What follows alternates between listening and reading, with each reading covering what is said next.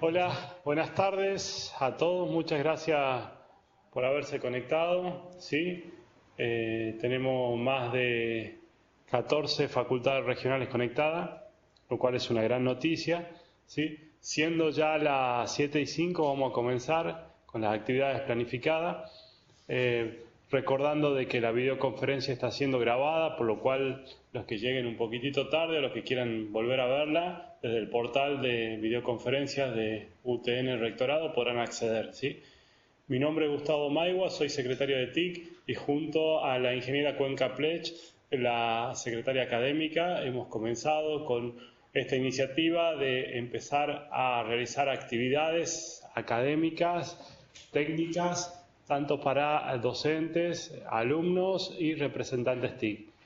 Tenemos la suerte de que hoy nos acompaña la gente de IBM a partir del programa de iniciativa académica de IBM, en este caso el ingeniero Mariano Berrueso, que además de ser un experto en Big Data, es graduado de UTN, así que también es un doble orgullo tenerlo acá presente.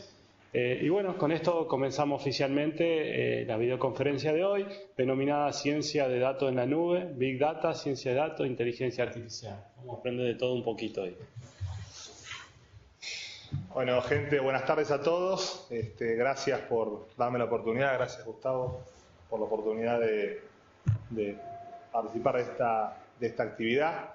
Como lo han visto, el título de la presentación es como muy ambicioso, ¿no? Porque probablemente necesitaríamos unas cuantas horas para hablar de tantos temas. En realidad vamos a hacer algo un poquito más dinámico, espero. Vamos a cubrir algunos conceptos de estos que están planteados y después les quiero compartir una solución que está disponible en la nube de IBM que ustedes pueden usar para enseñar estos conceptos en sus materias si les interesa. Antes de avanzar, me presento un poquito más. Mi nombre es Mariano Berrueso, trabajo en IBM desde el año 2001. Antes trabajaba en Informix, una empresa que fue adquirida por IBM en aquel año. Mi rol en IBM es como especialista de Big Data y bases de datos, y también más recientemente en temas de ciencia de datos. Además de eso, soy de la casa. Soy egresado de UTN Buenos Aires y soy docente, como pueden ver ahí, también de UTN Buenos Aires desde hace unos cuantos años. Hasta el año 2015 di una materia que se llamaba Sistemas Avanzados de Base de Datos, una electiva del último año de la carrera de Ingeniería en Sistemas. Y desde el 2016 estoy dando una materia que se llama Tecnologías Aplicadas a Soluciones de Datos, donde muchos de los temas que vamos a hablar hoy los estoy dando en esa materia. No todos, pero algunos de ellos forman parte de lo que es la currícula de la materia que estamos dando en este momento en Buenos Aires. Ahí tienen todas mis formas de contacto, mi dirección de correo de IBM, mi Twitter, mi LinkedIn, y por allá abajo está el Twitter de mi materia, por si lo quieren, si quieren mirar un poquito, ahí van a encontrar el material. Es la forma que tenemos de comunicación con mis alumnos, así que está disponible para el que quiera verlo.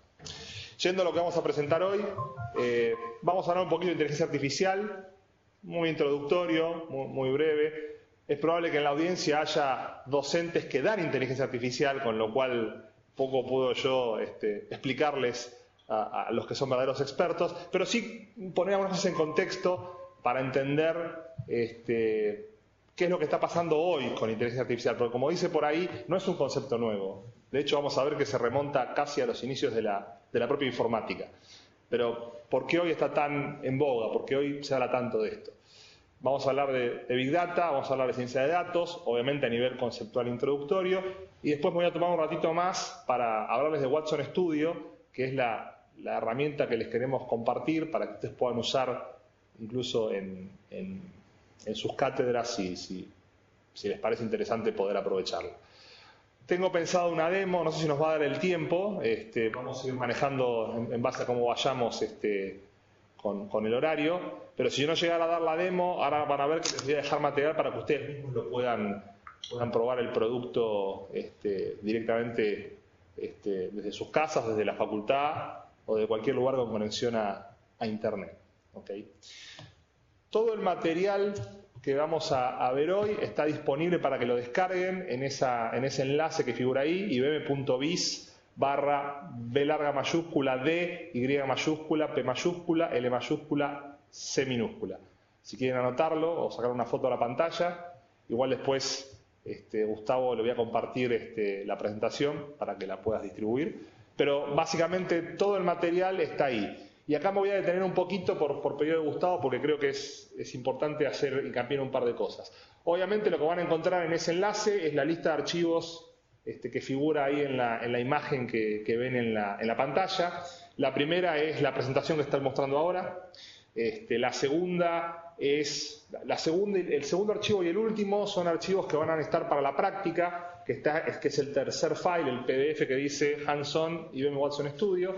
Y lo que está recuadrado en rojo es un instructivo que les indica cómo pueden hacer ustedes como docentes y o sus alumnos para poder suscribirse a la Iniciativa Académica de IBM, poder sacar una cuenta gratuita, totalmente gratuita, en la cloud de IBM y poder hacer estas prácticas y usar este producto que les voy a mostrar hoy y cualquiera de los otros que están disponibles, de los más de 200 servicios que están disponibles en la cloud de IBM.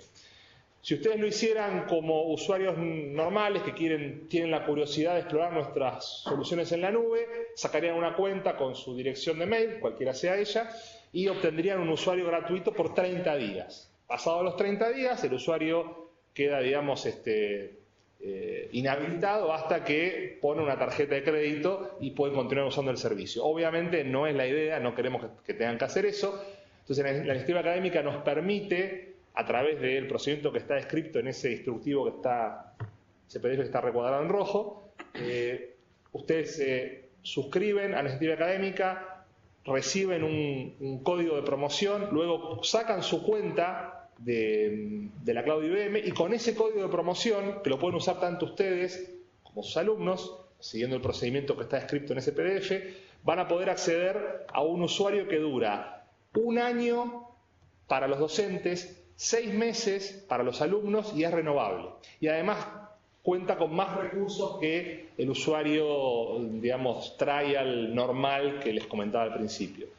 Así que eso después, si nos queda un ratito, les voy a mostrar por lo menos a grandes rasgos los 3 o 4 pasos que hay que seguir para poder registrarse. Es muy importante que lo hagan utilizando, si lo tienen, su mail de UTN, porque eso facilita el proceso de registración. Igual, si no fuera el caso, hay alternativas. Está todo explicado ahí en ese instructivo. Pero eso es bien importante porque lo que vamos a charlar hoy, lo que les espero poder mostrarles, o van a ver en la presentación, ustedes después lo pueden experimentar con sus cátedras, incluso con sus alumnos, y poder aprovecharlos para hacer prácticas en sus respectivas materias. ¿Okay? Bien, vamos a entrar en tema. Voy a ir relativamente rápido porque quiero aprovechar el tiempo y poder dejarles espacio para preguntas, ¿ok? Pero bueno, cualquier cosa, anoten las dudas que tengan y al final respondo todo lo que sea necesario, no hay ningún problema. Si bien tengo muchos años dando clase, sé que hablo rápido, así que voy a tratar de moderarme un poco. Si no es así, les pido disculpas de antemano. Un poquito de historia. ¿Por qué traigo esto a colación? Hoy en día inteligencia artificial es un término absolutamente de moda, absolutamente hot o caliente, y todas las grandes consultoras en Estados Unidos como Gartner, Forrester y demás hablan de la aplicación de la inteligencia artificial en el mundo empresarial. Pero ustedes y yo sabemos que esto empezó mucho antes, muchísimo antes. Bueno, quiero tratar de desgranar eso para entender por qué pasó lo que pasó y por qué estamos donde estamos, ¿no? Fíjense un dato interesante de la historia. La primera computadora comercial que IBM puso a disposición de sus clientes fue la IBM 701. Hablamos del año 1953. Hablamos de un sistema basado en válvulas, ¿ok? O algún transistor muy primitivo. Nada que ver con lo que tenemos hoy en día.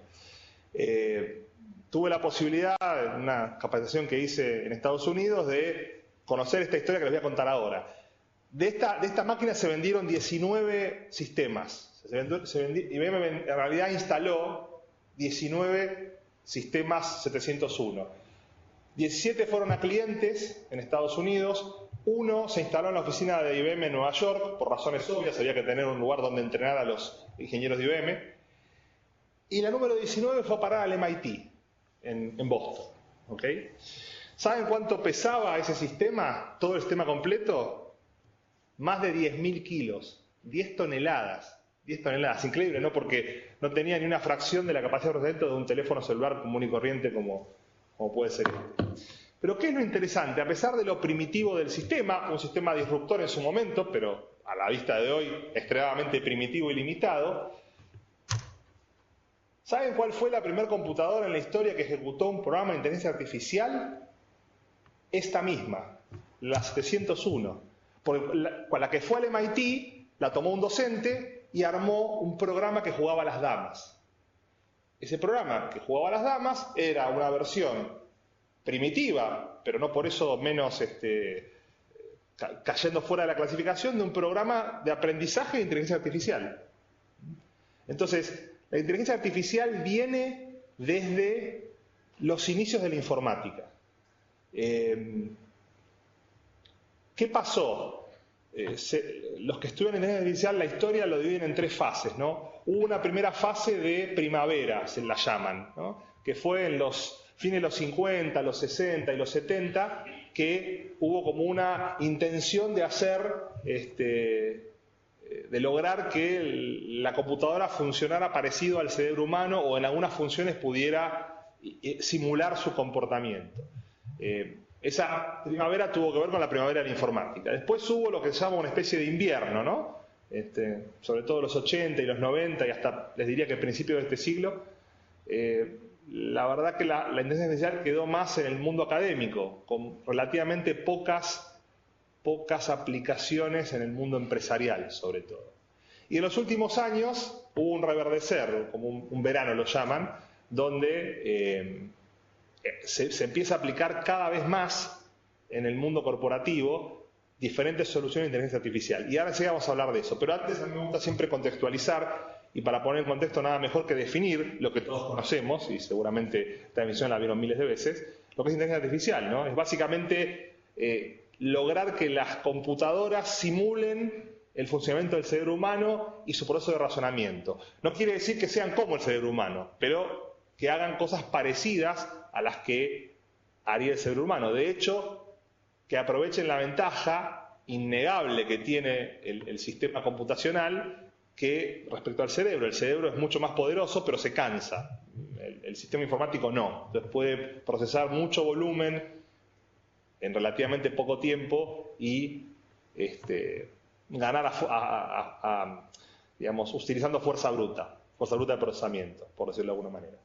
Ahora bien, lo que ocurre con la inteligencia artificial es que hay una diferencia muy grande entre la percepción que tiene, sobre todo el público en general, y a lo mejor algún colega nuestro un poquito desmemoriado, y lo que realmente ocurre. La percepción es algo como lo que ven en la pantalla, ¿no? De la mano del cine, sobre todo, y de la ciencia ficción, hay toda una creencia de que la inteligencia artificial es básicamente va a ser el fin de la humanidad. Y la realidad es muy diferente. La realidad es que la inteligencia artificial está hoy en día en cosas que usamos todos los días. Está en cualquier algoritmo de reconocimiento facial como los que tiene Facebook, está en cualquier aplicación de celular que tenga algún tipo de modelo predictivo para permitir o no una determinada transacción, está en una pequeña aspiradora que se maneja sola y esquiva los obstáculos que están en el piso, o en el dispositivo que se ve arriba a la derecha, que es una especie de asesor para recetas de cocina. Todas esas aplicaciones utilizan inteligencia artificial. No tiene nada que ver con esto, ni con Matrix, ni con Ex Machina, ni con Yo Robot, ni con nada de eso. Es mucho más terrenal y simple. ¿Ok? Entonces les decía, esta es la realidad hoy y hay una inmensa ola muy fuerte de empezar a utilizar inteligencia artificial como, sobre todo en el mundo corporativo, como ventaja competitiva. Lo que están viendo las grandes empresas en todo el mundo, y Argentina no es la excepción, se los puedo asegurar, es que si la empresa no empieza a implementar soluciones de inteligencia artificial, machine learning, deep learning, depende del ámbito del que estemos hablando, el competidor lo va a hacer y va a sacar una ventaja. Entonces, eso hoy es un tema en el mundo corporativo que realmente está muy caliente, muy candente. ¿Okay? La pregunta es, ¿por qué ahora? ¿Por qué estos últimos años? ¿Por qué este reverdecer? Bueno, hay muchas razones. Yo me centro en tres, y esto me va a dar el pase para el siguiente punto que les quiero comentar. Por un lado, una cuestión obvia que tiene un avance tecnológico, tanto en hardware como en software. Por otro lado, el abaratamiento del almacenamiento y los nuevos modelos de almacenamiento, poder tener mucha información almacenada en la nube versus tener un data center propio, abre a posibilidades que a lo mejor antes no teníamos, y sobre todo el surgimiento de Big Data. La gran diferencia entre lo que pueden hacer hoy los algoritmos de inteligencia artificial o de machine learning o incluso de deep learning respecto a lo que podían hacer antes, es que ahora pueden hacerlo sobre grandes volúmenes de datos, mucho más volumen que hace algunos años, exponencialmente más volúmenes de datos que hace algunos años. Y eso es lo que hace la gran diferencia. Yo trabajo en el mundo de los datos desde el año 93. He pasado por todas las tecnologías, por los mayores productos que andan por el mercado dando vueltas, y hace unos 20 años almacenar gigas era un problema importante, de un costo altísimo. Hablo de gigabytes, ¿ok? Hoy almacenar terabytes es cosa de un pendrive de unos pocos dólares, y se están hablando de petabytes como mínimo. Entonces hay ahí una gran diferencia respecto a los volúmenes de datos sobre los cuales se puede aplicar machine learning, deep learning o inteligencia artificial. Pero bueno, ¿qué es Big Data?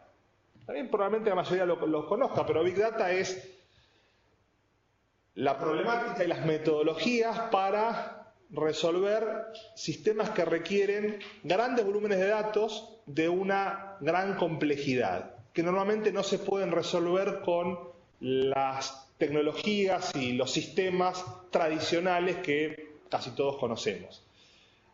Big Data no es un producto, Big Data no es una tecnología, Big Data es una metodología o un conjunto de problemáticas que se han ido resolviendo con nuevos productos de software y características del hardware que lo permiten hacer de una forma más eficiente y a un costo mucho menor. Big Data tiene tres orígenes de datos muy conocidos, no son los únicos, definitivamente, hay otros, pero estos tres fueron los que impulsaron el desarrollo de las tecnologías asociadas a Big Data. Por un lado, todo lo que tiene que ver con la web y las redes sociales, es fundamental eso. Desde el punto de vista comercial, las empresas quieren saber qué se dice de su producto, de su marca, o de lo que ellos estén haciendo en las redes sociales, y quieren interactuar con su cliente o potencial cliente de esta forma, y eso implica muchos datos, mucho más de lo que antes manejaban los sistemas tradicionales de gestión de relación con los clientes. Después tenemos los datos generados por máquinas. Sabemos que hay cantidad de dispositivos. En cualquier empresa hay muchísimos dispositivos conectados generando data todo el tiempo. Esos datos son valiosos, esos datos significan o pueden permitir significados muy importantes, poder entender cosas que están pasando y poder predecir comportamientos, pero hay que poder almacenarlos y procesarlos. Y más recientemente, en los últimos años, el surgimiento de Internet de las cosas. Ustedes saben que ya hace varios años que la cantidad de dispositivos conectados a Internet supera holgadamente la cantidad de seres humanos conectados a Internet, y esa brecha no va a ser más que separarse, ¿no? Hablan de varias decenas de miles de millones de dispositivos conectados para el año 2020, en apenas un par de años. ¿Okay?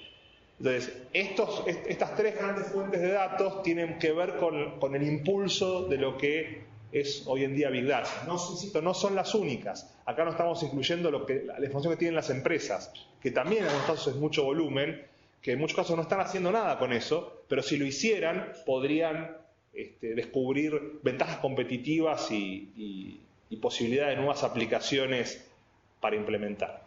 ¿Okay? A modo de ejemplo, y muy rápidamente, este es un gráfico conocido, está disponible en la web y circula mucho por redes sociales. Es un resumen de lo que ocurre en Internet en 60 minutos, perdón, en 60 segundos, en un minuto. Este gráfico se actualiza todos los años, yo lo vengo siguiendo desde el año 2015 y los números son apabullantes. O sea, la cantidad de cosas que ocurren en cualquiera de los que ustedes tomen ahí, cualquiera de esas redes sociales o sistemas de comunicación, en un minuto es apabullante. Yendo a un caso puntual, podríamos hablar de Netflix. Netflix registra todo lo que sus usuarios ven y aplicando algoritmos de Machine Learning puede sugerir contenido que pueda ser en principio del gusto de una determinada persona. O sea que saben exactamente, hay mucho consumo de horas de contenido por unidad de tiempo. Ellos registran toda esa información, corren algoritmos de Machine Learning y con eso sugieren lo que a una persona le podría gustar en función a lo que ya vio. Y además pueden hacer otro tipo de actividades, como por ejemplo darse cuenta que ciertas series tienen mucho más visualizaciones que otras, entonces empujar esos contenidos versus otros y enfocar mejor sus inversiones y su publicidad. Eso por tomar un caso.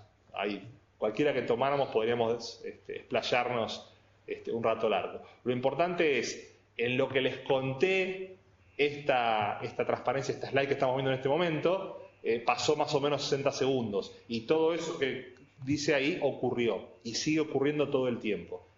De esto es lo que estamos hablando cuando hablamos de Big Data, de estos volúmenes de información. De hecho, cuando hablamos de Big Data, hablamos de la regla de las 4 Bs, las 4 B cortas. Originalmente eran las 3 Bs, pero hemos agregado recientemente una cuarta, que tienen que ver con cómo son los datos.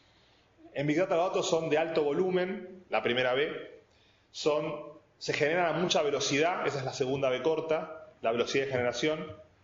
Son variables en cuanto a su formato, hay dato estructurado, hay dato semiestructurado, hay dato completamente no estructurado, imágenes, audios, fotos, etc. Y hay una cuarta, las primeras 3 B son obvias, ¿no? Mucho volumen, se genera muy rápido y con una variedad que lo hace más complejo. La cuarta B tiene que ver con el valor o la veracidad y es cómo podemos sacar algo valioso, porque es verdad. Hay muchos datos, se genera muy rápido y es complejo en cuanto a su formato, es variable en cuanto a su formato. Ahora, eso no quiere decir que todo me sirva para un puesto específico o para una organización determinada. Entonces, poder sacar valor de eso es fundamental y es el cuarto eje, digamos, que rige lo que es el manejo de los datos en el mundo de Big Data. Si no podemos sacar valor, todo lo demás no es tan bueno como uno pensaría. ¿Okay? Pero en un sistema de Big Data se van a dar estas 4 características, ¿no? Volumen, velocidad, variedad y poder obtener valor o veracidad de esos datos. Obviamente en el mundo de Big Data la arquitectura distribuida, esto es una obviedad casi en sí misma. Si vamos a manejar grandes volúmenes de datos tenemos que poder hacerlo en paralelo, idealmente con hardware de bajo costo, pero que se logra poder de procesamiento en una arquitectura distribuida a través de un clúster. Cualquiera de las soluciones que se utilizan en Big Data, sean soluciones de código abierto como Hadoop o Spark, o sean soluciones propietarias como las que tiene IBM, como el IBM Integrated Analytics System, por mencionar uno, cualquiera de esas soluciones trabajan en clúster. Sí o sí. Es imposible manejar este tipo de problemáticas de datos con sistemas monolíticos, con un solo servidor que haga todo, como trabajan las bases de datos relacionales que tradicionalmente todos conocemos. Entonces, en Big Data la arquitectura siempre va a ser distribuida, siempre va a haber un clúster. Los clústeres pueden ser decenas de nodos. Acá en Argentina hay empresas que tienen clústeres de Hadoop que superan holgadamente los 100 nodos, 100, 120 nodos. Algunas tienen clústeres más pequeños, pero es algo que ya está implementado y en uso. Y lo que permiten estas tecnologías es que es relativamente fácil agregar más nodos y poder tener más capacidad de almacenamiento y más capacidad de procesamiento. La idea es que cada nodo tiene una porción de los datos y capacidad de procesamiento, de manera que el procesamiento se lleva donde está el dato. A diferencia de lo que ocurre con otro tipo de tecnologías o con sistemas más tradicionales, donde yo saco el dato de una fuente, lo proceso y después devuelvo el dato a esa fuente de datos, acá yo llevo el proceso donde está el dato. Por eso cada nodo tiene una parte de los datos y capacidad de procesamiento. Entonces, los frameworks como MapReduce en el caso de Hadoop o Spark u otros tantos que vamos ahora a mencionar brevemente, trabajan de esta manera, trabajan de forma distribuida. Se envía el proceso hacia donde están los datos. De esa manera se aprovecha el clúster, se procesa en paralelo y se puede dar respuesta en un tiempo mucho menor que con una arquitectura monolítica. ¿Okay?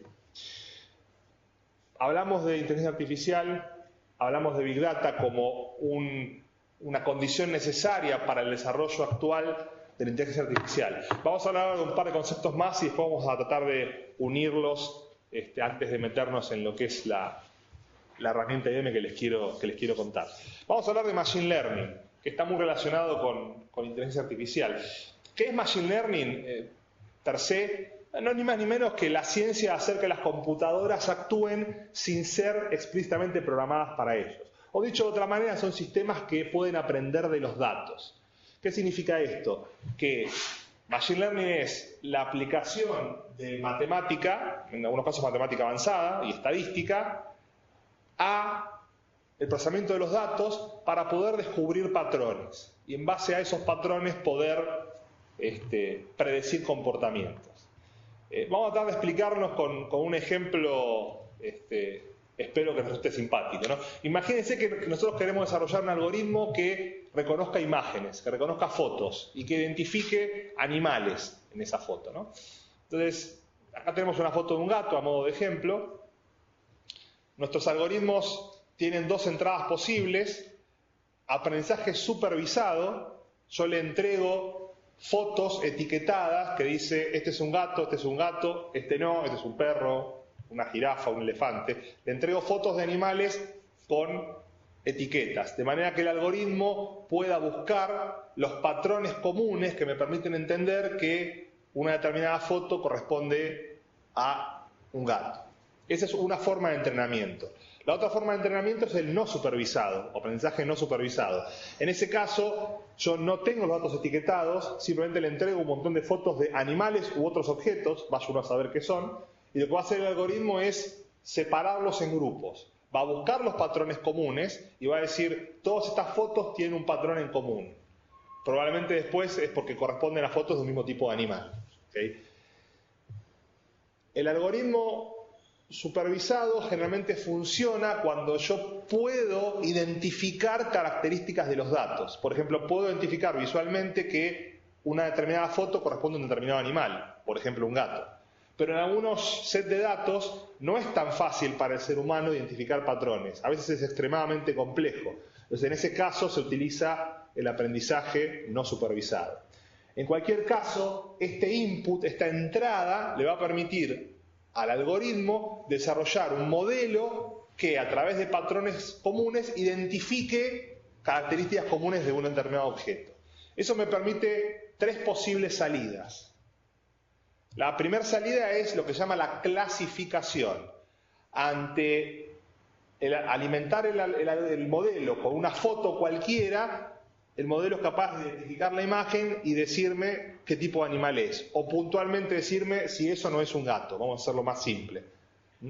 Entonces, una vez entrenado el modelo, cuando yo le entrego un dato nuevo, una foto que nunca vio, aplicando los patrones que identificó, puede darse cuenta, en este caso, si eso no es un gato o el animal que sea que queramos clasificar. En general, la clasificación suele ser una de las salidas típicas del aprendizaje supervisado. No es la única manera, pero es una de las posibilidades.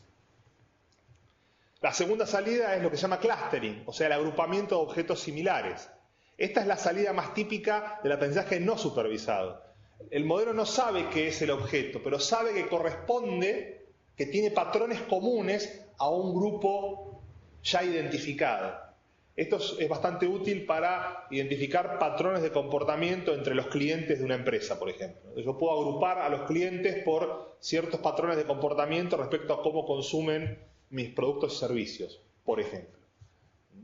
también se podría usar para un modelo académico, para identificar comportamientos de alumnos o de docentes, bajo ciertos patrones que se quieran analizar. Entonces, la salida de clasificación es típicamente la del aprendizaje supervisado. Una vez que yo entrené el algoritmo, al modelo, cuando le entrego un dato nuevo, me identifica a ese objeto. Me dice, en el ejemplo, es un gato. En el otro caso, en el clustering, salida típica del aprendizaje no supervisado, lo que me va a dar es, pertenece a este grupo. Típicamente me debería agrupar todas las fotos de animales con características felinas en un mismo lugar y otro tipo de animales en otros grupos. La tercera salida posible es la salida numérica, que es darle un valor al objeto. En nuestro ejemplo sería que además de identificar que sea un gato, me diga que es un gato de una determinada edad o con un determinado peso o con una determinada característica física. En ese caso, yo tuve que haberle dado al algoritmo los datos, ya sea por etiquetamiento o por agrupamiento, para poder identificar eso, ¿no? Si le di fotos diciendo es un gato de 2 años y pesa 1 kilo, y así con cada foto, puede buscar los patrones comunes que permitan obtener la respuesta numérica. En cualquier caso, esto que es el ABC muy básico de lo que es Machine Learning, se puede aplicar sobre diferentes inputs, sobre diferentes sets de datos, sobre diferentes tipos de datos. Por ejemplo, imágenes, por ejemplo, video, por ejemplo, audio, por ejemplo, texto, que es probablemente hoy la aplicación más común, o incluso datos tradicionales de una base de datos relacional, una tabla, o una planilla Excel, o lo que se les ocurra.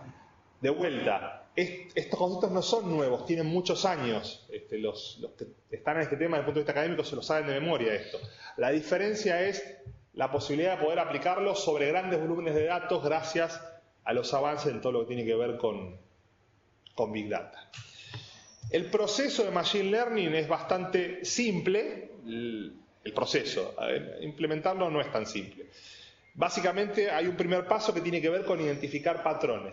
La identificación de patrones se hace entrenando al algoritmo. Para eso hace falta disponer de datos que uno va a utilizar para entrenamiento y de datos que uno va a utilizar para testeo del modelo. Esto es un proceso que lleva mucho tiempo. Poder encontrar los datos que uno necesita, poder limpiarlos y prepararlos, así se dice, para que el modelo los pueda aprovechar, lleva mucho tiempo. Y entrenar y testear el modelo también lleva mucho tiempo, es probablemente el 80% de todo el proceso. La salida de ese primer paso es que el modelo identifica patrones que normalmente un ser humano no podría reconocer. Una vez que tengo esos patrones, puedo construir un modelo. Ese modelo se construye en base a los patrones que el algoritmo o los algoritmos aplicados encontraron. Entonces, a partir de ahora que tengo un modelo que entrené en base a datos que tuve que encontrar, depurar, preparar, etc., cuando vienen nuevos datos, puedo predecir comportamiento. El caso típico es prevención de fraude financiero, fraude bancario. Si yo sé que se dan ciertas características en una determinada transacción, el algoritmo puede, o el modelo puede detectar un potencial fraude y prevenir una transacción que podría ser justamente fraudulenta, ¿no? Entonces, el tercer paso es predecir en base a los modelos desplegados.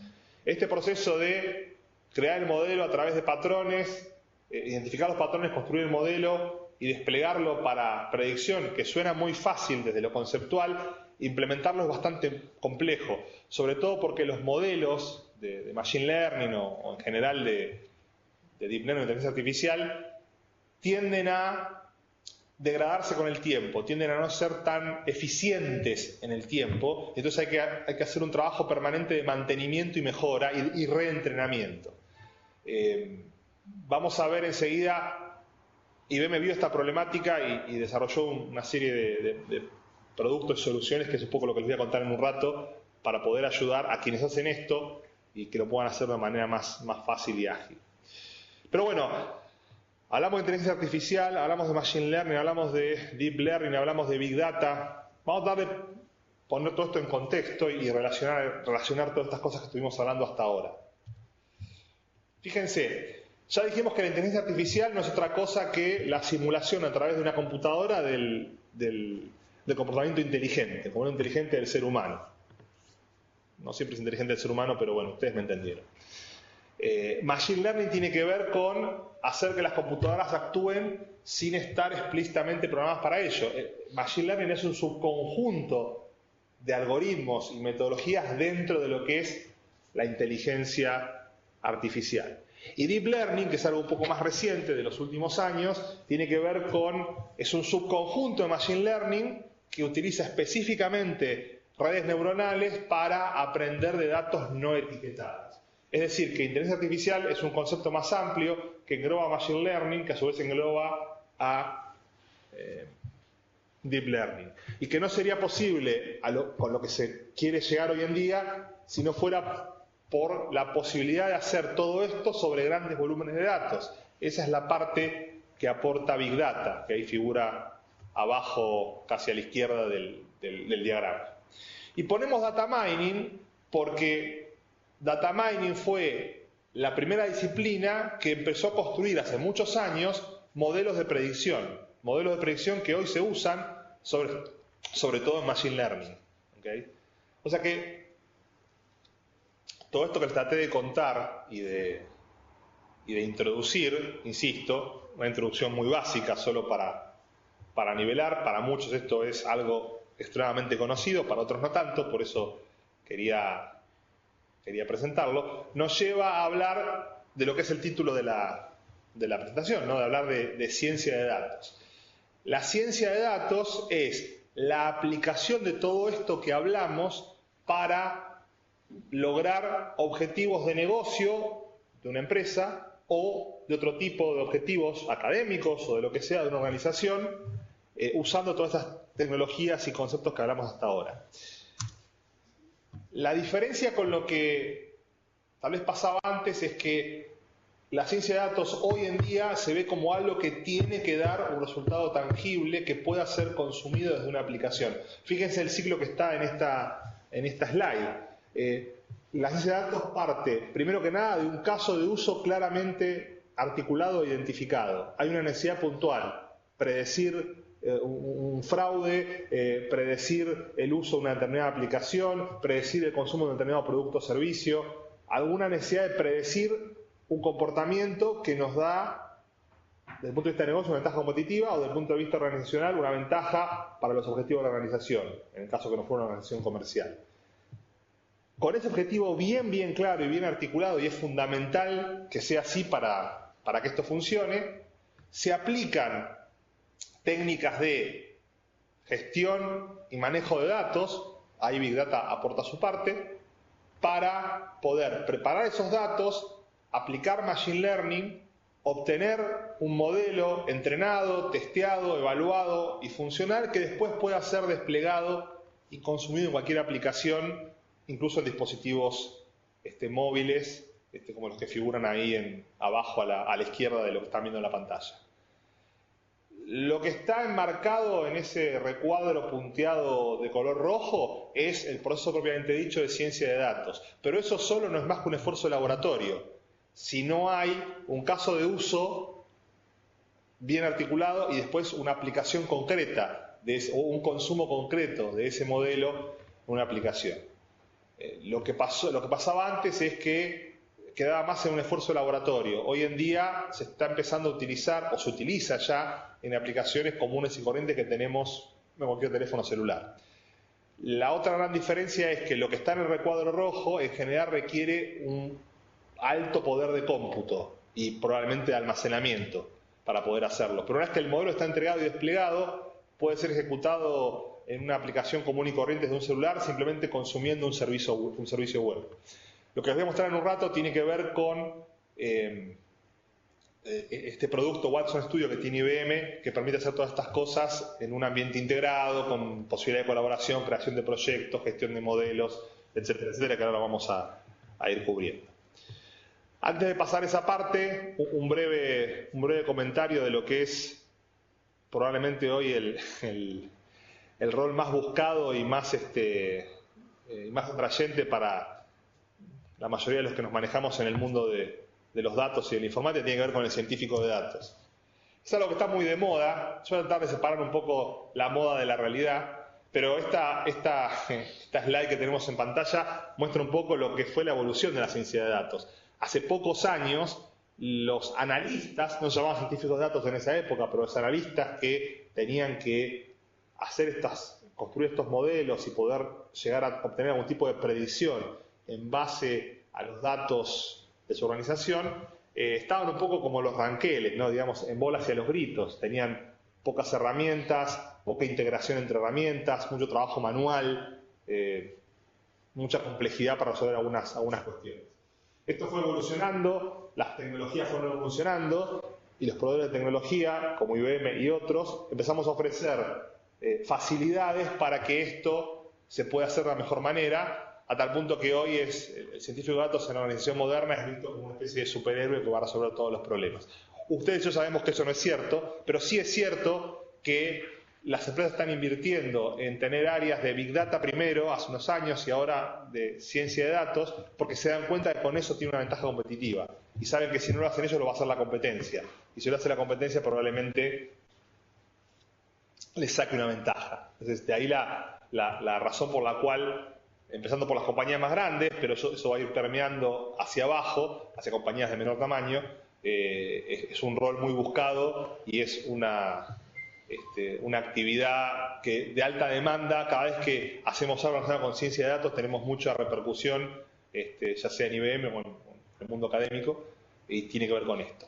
Lo interesante es que el perfil del científico de datos moderno es un perfil muy complejo, porque es un perfil que tiene que tener muchos conocimientos en diferentes ámbitos. De hecho, dejé la slide en inglés, tal como la tomé del origen, ahí por debajo tienen la fuente de donde saqué esta información, pero básicamente un científico de datos necesitaría tener un alto conocimiento en matemática y estadística, fundamental para entender los modelos de Machine Learning, tiene que tener conocimientos de IT, básicamente de programación y de base de datos, tanto relacional como NoSQL, tiene que tener conocimiento del ámbito de negocio, de la problemática de la organización para la cual trabaja, lo cual es complejo porque eso se adquiere con el tiempo, no es algo que ocurra en 2 minutos, pero tiene que conocer, si va a ser un modelo de fraude financiero, tiene que conocer la industria bancaria, indefectiblemente, porque si no, no va a entender las entidades y patrones por los cuales está manejando.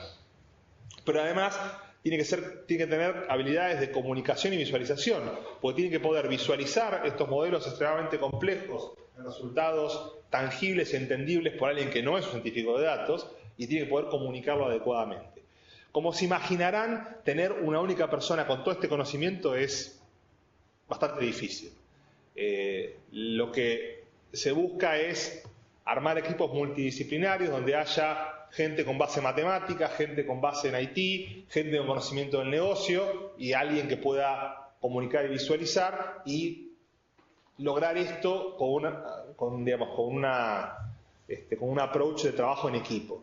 De todas maneras, cualquiera de los miembros de ese equipo tiene que tener, aunque sea básicamente, estas 4 áreas de conocimiento. Y eso es complejo y requiere tiempo, porque desde el punto de vista académico los formamos en varias de estas cuestiones, dependiendo de la carrera que elijan, pero el conocimiento específico de un área de negocio probablemente se adquiere con los años de trabajar en esa área de negocio. Industria bancaria, telecomunicaciones, logística, lo que sea. ¿Okay?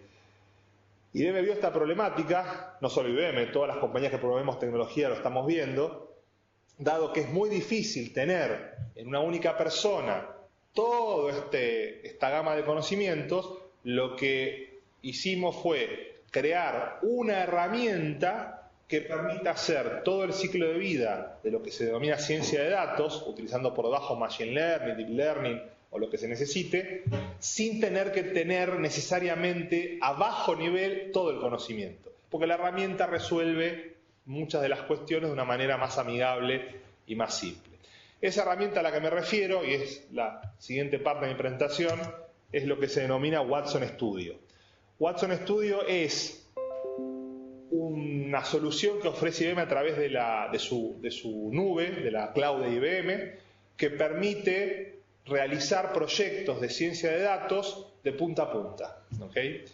De hecho, lo que están viendo ahora en la presentación tiene que ver con las cosas que hace un científico de datos, como conectar y acceder a los datos, como buscar y encontrar datos relevantes, como preparar datos para el análisis, fundamental eso, toda esta parte de encontrar los datos, entenderlos, prepararlos, es lo que más tiempo le lleva al científico de datos en un proyecto típico de ciencia de datos.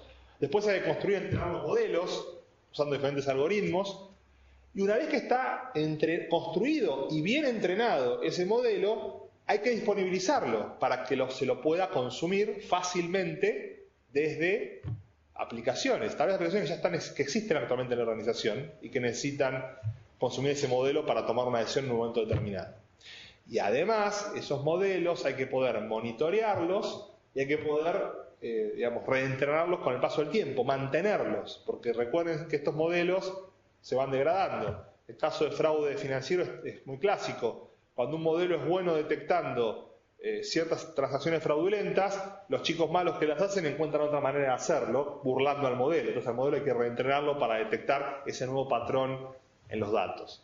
Entonces, todo esto se puede hacer con Watson Studio, por eso decimos que es como la navaja suiza del científico de datos. Acá un punto, una pequeña pausa. No fue mi idea lo de la navaja suiza, voy a aclararlo, pero me pareció bastante, es de un colega mío, de acá de IBM Argentina, pero me pareció bastante representativa. Nos da un conjunto de herramientas para que el rol de científico de datos pueda hacer su trabajo de una manera un poco más eficiente. Lo interesante del Watson Studio, ahora vamos a ver, es que tiene una versión gratuita que ustedes pueden usar en el marco de la iniciativa académica para hacer este tipo de cosas con sus alumnos en sus materias, lo cual es bien interesante. ¿Qué permite Watson Studio a grandes rasgos? Primero nos permite trabajar de manera colaborativa en proyectos con múltiples colaboradores, con un mecanismo relativamente simple de aprendizaje, tanto del uso de la herramienta como del uso de las tecnologías que la herramienta implementa. Es una herramienta basada en software de código abierto y software propietario de IBM, pero integrado en una sola solución, de manera que para el científico de datos que lo usa es casi irrelevante, las tecnologías están por debajo. Permite desarrollar modelos programando, escribiendo código con R, con Python, con Scala, o de forma visual o sin código, utilizando lo que se llama Modeler, los flujos de Modeler, que es una solución propia de IBM. El mantenimiento es transparente porque es una solución en la nube, con lo cual IBM se encarga de eso. Está completamente basado en Docker, está completamente armado con estructura de contenedores que se orquestan por Kubernetes, que es una solución hoy muy usada para orquestación de contenedores, y utiliza GPUs. ¿Qué son los GPUs? Los GPUs son originalmente procesadores para procesamiento gráfico, desarrollados por NVIDIA, que resultaron ser muy buenos por sus capacidades matemáticas para algoritmos de Machine Learning, Deep Learning y inteligencia artificial en general, con lo cual todas estas tecnologías están pensadas y aprovechadas dentro de la plataforma. Lo que están viendo ahora del lado derecho de la pantalla es una representación de esto que les contaba, ¿no?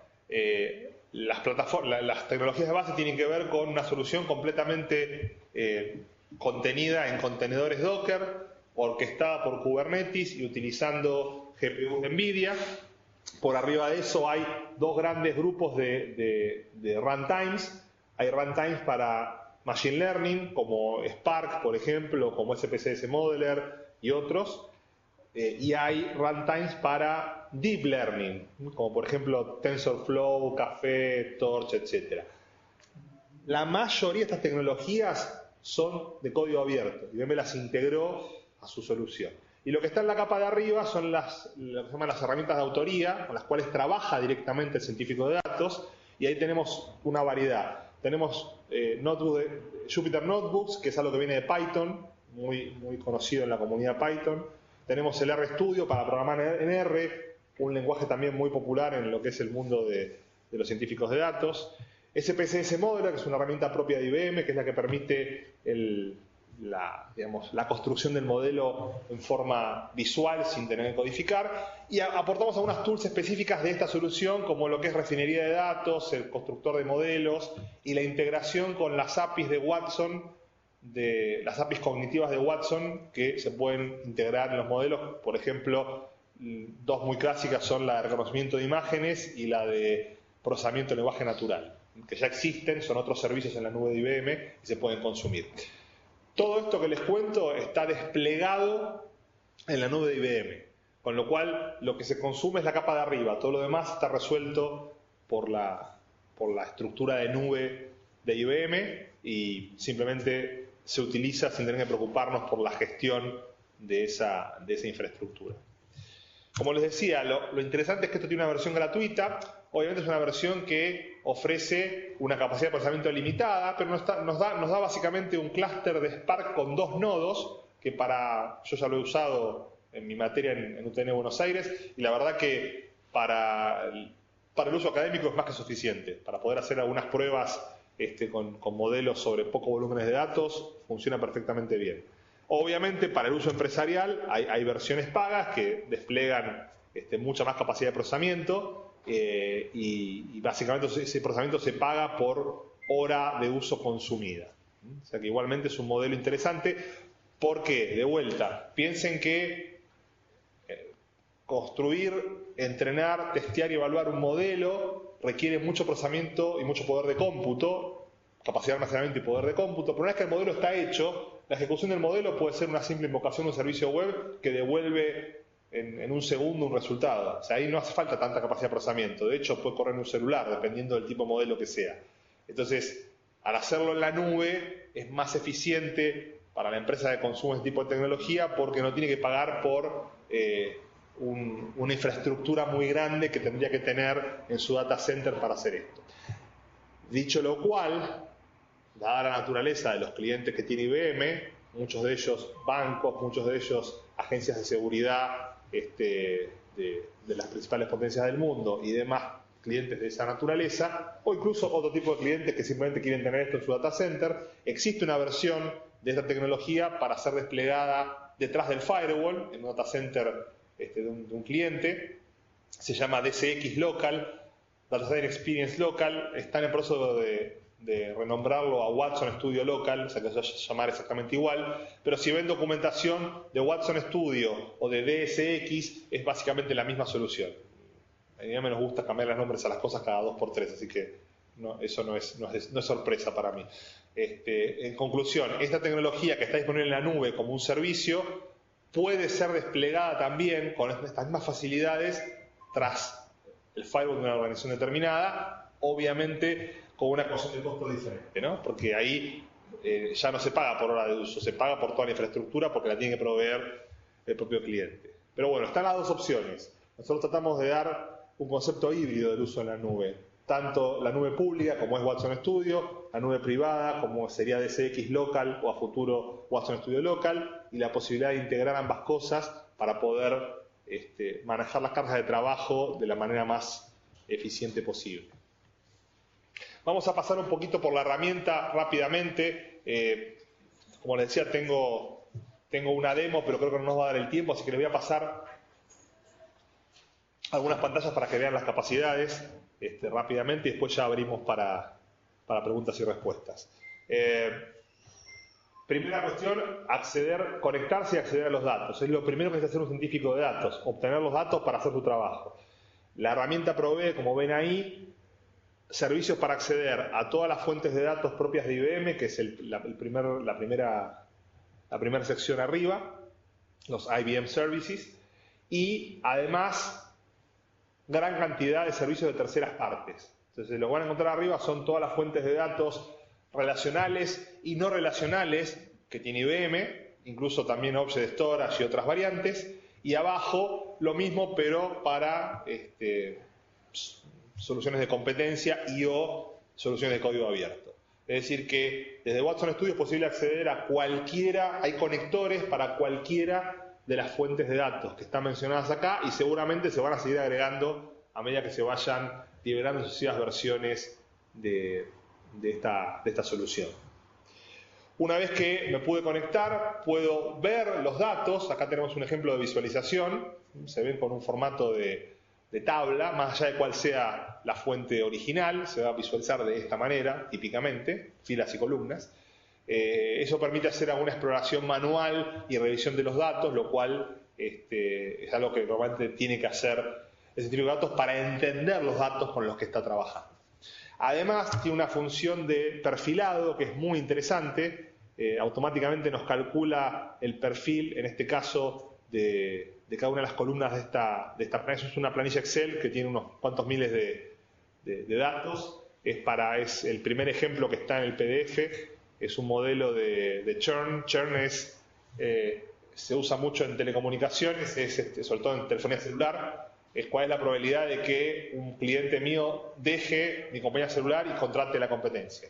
Bueno, en los modelos de churn se analizan ciertas características del cliente para entender cuál sería la probabilidad de que se cambie a otra empresa. Entonces, fíjense, en la primera columna es el sexo de la persona. Entonces, ahí está perfilado cuántos, la barra de arriba son los...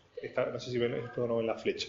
En la primera columna de género hay más cantidad de mujeres que de hombres en este set de datos.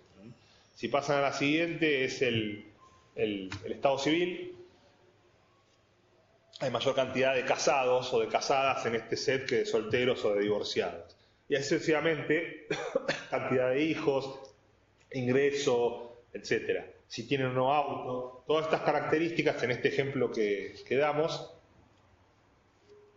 el modelo las tiene en cuenta para predecir la probabilidad de que una determinada persona un determinado cliente pueda cambiarse a la competencia.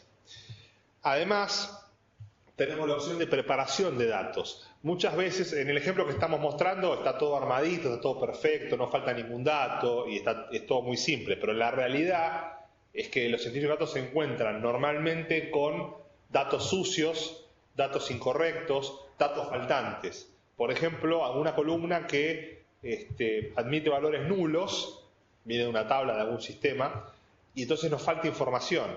Y para que el algoritmo funcione, tiene que haber información en esas columnas para que pueda aplicar su modelo matemático. En esos casos, lo que hay que hacer es completar ese valor faltante. Y para completar ese valor faltante hay diferentes formas de hacerlo. Se lo puedo poner con un valor promedio, dependiendo de lo que sea. Por ejemplo, si fuera salario, se lo puede poner con un valor promedio. Si fuera el género, se lo puede calcular en base a el perfilado de los datos, asumiendo que en 7 de 10 veces va a ser mujer, por ejemplo. Y así con cada cosa. Todo eso hay que trabajarlo, hay que ir haciendo esa preparación de los datos, esa refinación y esa transformación hasta lograr el set de datos que pueda ser usado para entrenar y testear y evaluar al modelo que estamos desarrollando. Una vez que tenemos el set de datos curado, preparado y listo, se comienza con lo que es la construcción y entrenamiento del modelo. La herramienta permite seleccionar uno o más data assets o activos de datos, que pueden ser archivos, conexiones a base de datos o cualquier asset digital o activo digital que yo quiera incorporar al modelo. Selecciono qué características quiero predecir y qué características voy a utilizar como alimento para ese modelo, y permite seleccionar diferentes algoritmos de Machine Learning para poder hacer ese entrenamiento. Lo que están viendo en la pantalla es todo ese paso hasta llegar a los resultados de entrenamiento por cada tipo de algoritmo. Como pueden ver, en el ejemplo se utilizan 4 modelos, de los cuales el que da más performante es el Random Forest, que de hecho es el ejemplo que van a ver después con el PDF, y es el que se va a usar para desplegar el modelo. Entonces, una vez que el modelo está construido, entrenado, testeado, uno puede elegir del set de datos qué porcentaje de los datos va a utilizar para entrenar el modelo y qué porcentaje de los datos va a utilizar para testear al modelo. Una vez que el entrenamiento funcionó, el testeo funcionó y tenemos el porcentaje de precisión del modelo, que es una de las columnas que aparece ahí, podemos elegir fácilmente el modelo que nos da el mejor resultado de predicción posible. Recuerden que siempre es un resultado en probabilidad, no es que va a funcionar siempre bien, va a funcionar bien en el 95, 96, 97% de los casos. Eso sería una excelente performance de un modelo predictivo. Entonces, una vez que el modelo está construido, entrenado, testeado y listo para su despliegue, la herramienta nos facilita, y esto es una funcionalidad muy interesante, la posibilidad de desplegar ese modelo como un servicio web. La herramienta construye el servicio web, no hace falta saber programar, se hace con tres clics. Una vez que está disponible el servicio web, yo puedo entregar una URL para consumir el servicio y una serie de credenciales que se necesitan para poder invocar el servicio desde otras aplicaciones. Y ya está. A partir de ahí, cualquier aplicación que pueda hablar con un servicio web, que hoy en día serían prácticamente todas, puede ejecutar el modelo y hacer una predicción en base a lo que el modelo puede realizar. De hecho, en el ejemplo que ven ahí, hay una posibilidad de probar el servicio ingresando datos manualmente, a manera de testeo. Eso también está en la práctica explicado cómo hacerlo. Se fijan ahí, está mostrando un cliente hipotético que no tiene hijos, tiene 25 años, es varón y gana 25.000 de la unidad de medida que sea, porque no puede aplicar la unidad monetaria que quieran. En ese contexto, una persona joven que no tiene hijos, que no tiene auto, que supuestamente tiene menos ataduras y es menos conservador, la probabilidad de churn da alta. Fíjense, no se llegan a ver las barras que están a la derecha, da 70% o más de 70% de que pueda eventualmente cambiarse a la competencia, que probabilidad de churn o de cambio a otro proveedor, en este caso telefonía celular. Si cambiáramos los parámetros a una persona más grande, con hijos, con un sueldo un poquito más alto, con auto, o sea que tiene ya como la vida más armada, probablemente su comportamiento sería un poco más conservador y la probabilidad de churn se invertiría y sería mucho más baja, tal vez un 70% de que no cambiaría de telefonía. Este ejemplo simple, sencillo, muestra lo que la herramienta puede hacer. La cantidad de datos, la complejidad de los datos y las características para el modelo pueden ampliarse tanto como queramos. Este ejemplo que estamos hablando acá es el primero que está descrito en el PDF que les voy a dejar, que está ahí en el box que les puse al principio de la presentación, y ustedes pueden hacerlo, se hace muy rápido, es un ejemplo que toma 20 minutos o media hora como máximo. Se ve clarito cómo funciona la herramienta, cómo se hace la predicción, cómo se construye el modelo, cómo se entrena y demás, y es algo que pueden compartir incluso con otro set de datos. Pueden hacer que sus alumnos lo experimenten, lo comprueben y vayan buscándole variantes para mejorarlo. Así que eso es un buen ejercicio. ¿Cómo estamos de tiempo? Un poco pasado, ¿no? Sí. Ya falta poquito. Bueno, y para cerrar esta parte, y ya cerrando rápidamente la presentación, la última pata es el monitoreo de los modelos. Los modelos tienden a degradarse, eso es un hecho. Entonces, la herramienta permite ir monitoreando, ir testeando, ir evaluando el porcentaje de precisión, y cuando esto baja, reentrenar al modelo para que otra vez vuelva a tener un porcentaje de predicción más alto. Rápidamente, Watson Studio permite trabajar con diferentes herramientas. Para los que conocen R, pueden trabajar con RStudio, está embebido adentro de la herramienta. Para los que conocen Python, pueden trabajar con Jupyter Notebooks, está embebido dentro de la herramienta. Está todo ahí, no hay que ir a ningún otro lado, está todo en el mismo lugar. Son opciones de trabajo que disponibiliza la herramienta muy fácilmente. Y para los que quieran trabajar en forma gráfica, pueden utilizar los flujos de Modeler que vienen de la herramienta SPC, que es una herramienta propietaria de IBM, y así, como ven ahí, arrastrando cajitas y conectando, se pueden construir incluso redes neuronales, que es el ejemplo que está abajo a la derecha. Y además se puede integrar con Watson Studio, con las APIs cognitivas de Watson, que también están disponibles en la cloud de IBM. Además hay estas cards, que son artículos o set de datos de ejemplo o notebooks de ejemplo que se pueden usar para entrenamiento, y además incluso hay un chat disponible para que un especialista en Estados Unidos en inglés los ayude a través de ese botón de Let's Talk que ven ahí abajo a la derecha en amarillo.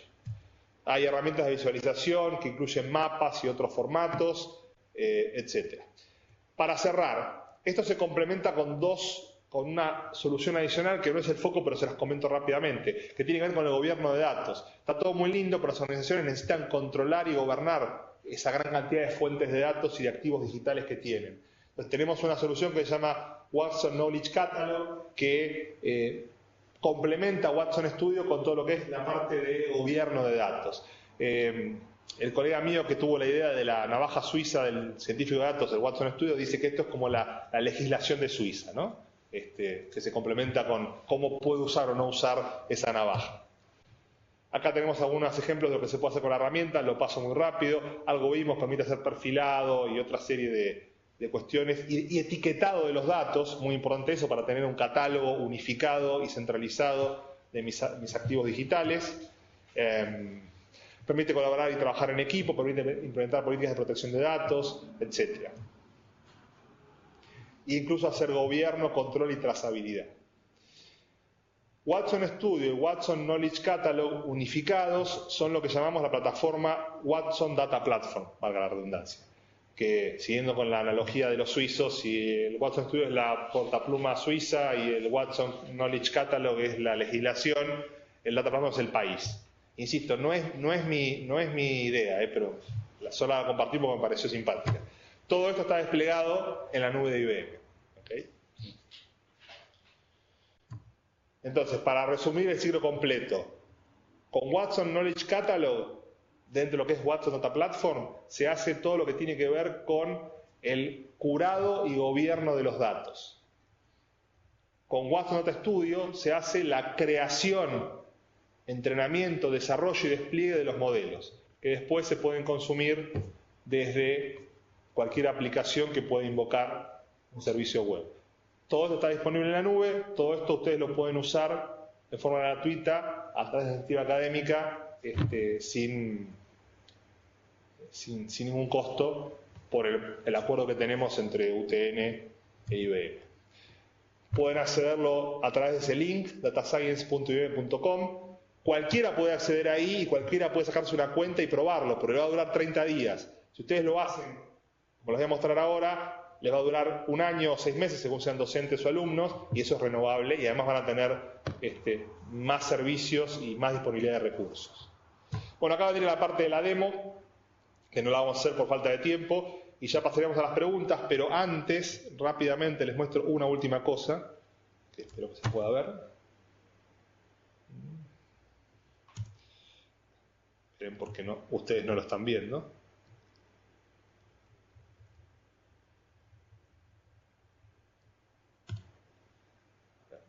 Ahora sí.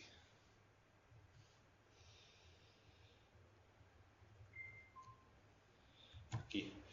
Bueno, en el PDF que van a encontrar, en el link que les pasé al inicio de la presentación, está esta guía que permite crear la cuenta. Les muestro esto para que vean simplemente los 4 grandes pasos que tienen que hacer. El paso 1 es crear una cuenta en IBM On The Hub. Ahí es donde se registran como usuarios de la Iniciativa Académica de IBM. Por eso es importante que lo hagan utilizando un correo que sea de la facultad, que tenga el dominio edu, porque eso les permite que automáticamente los reconozcan como docentes o alumnos, según el caso. Si no tuvieran disponibilidad de una dirección de correo electrónico con dominio edu, hay otras formas de resolverlo, está explicado, pero eso ya va a un proceso offline que demora un poco más de tiempo. ¿Okay? Gustavo tiene contacto con Constanza Caorsi, que es la responsable de la Iniciativa Académica. Si hay problemas con esto, ella los puede ayudar a resolverlo en un caso específico. Pero si esto, yo lo he probado con mi cuenta de UTN y me lo habilitaron en el momento. Lo hice como docente y me funcionó, en unos minutos lo tenía disponible. Una vez que tienen la cuenta en On The Hub, primer paso, obtienen el código de promoción de la Iniciativa Académica.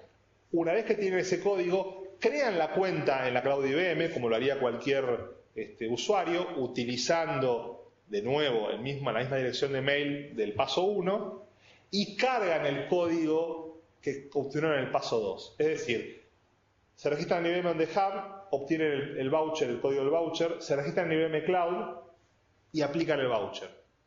Luego de hacer eso les va a quedar una cuenta que tiene para docentes 1 año, para alumnos 6 meses, que es renovable y que tiene más recursos y permite hacer más cosas. Entonces es bien importante que lo hagan de esta manera, porque de la otra forma dura 30 días y después no van a poder hacer mucho más. Este procedimiento yo lo he usado con mis alumnos y han podido acceder y hacer prácticas en materia en la Cloud IBM, con lo cual sé que funciona, pero bueno, se los quería comentar porque a veces suele haber alguna duda por esto que son 2 registraciones, ¿no?, que hay que hacer. Bueno, gente, pasemos a la parte de preguntas.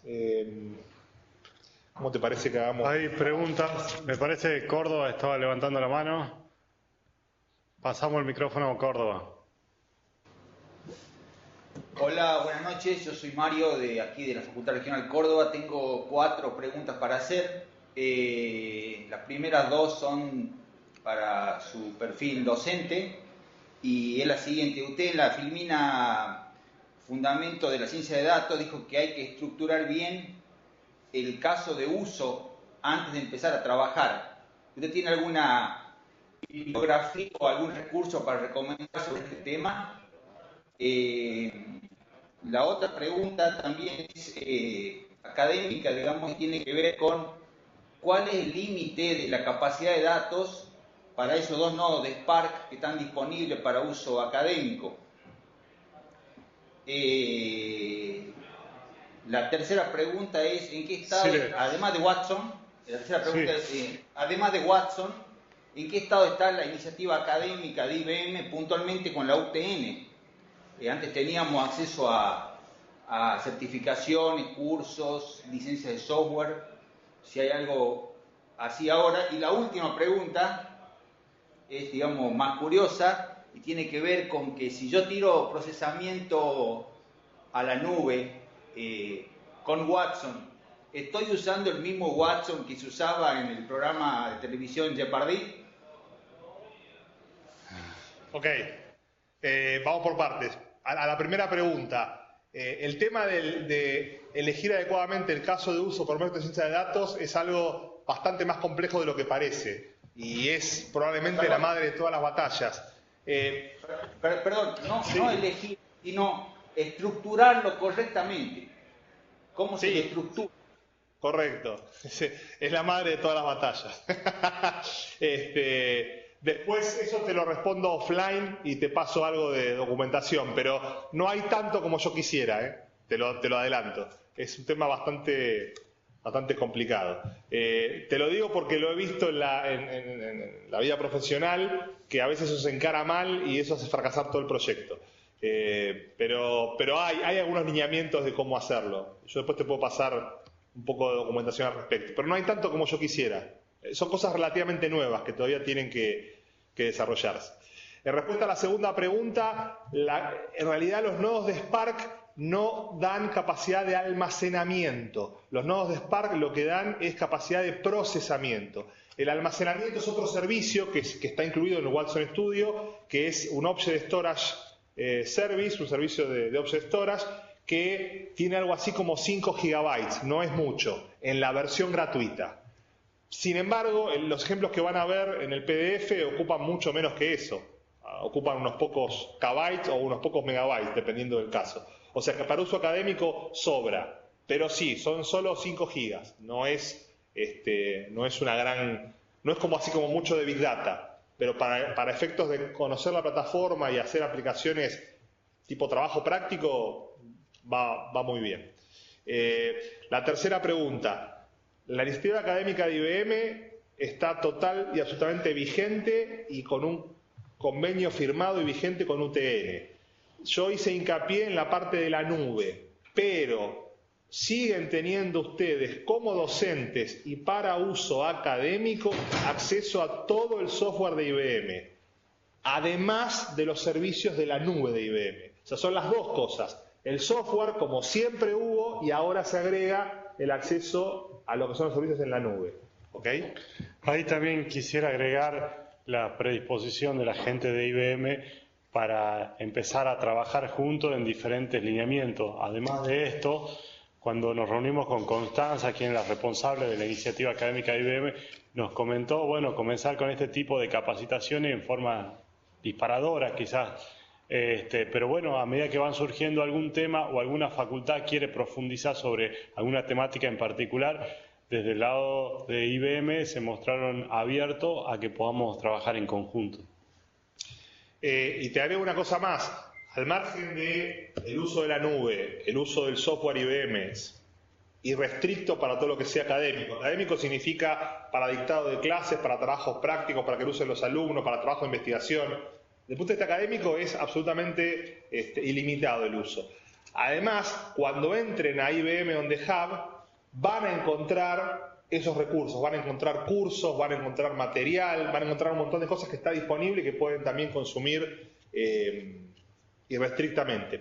Obviamente, nosotros no nos quedamos solamente con eso. Lo que tenemos en Argentina es, en realidad en la región, pero hablo puntualmente del caso de Argentina, que es el que nos importa, hay una comunidad de gente dentro de IBM a la que yo pertenezco, que son los embajadores de la iniciativa académica.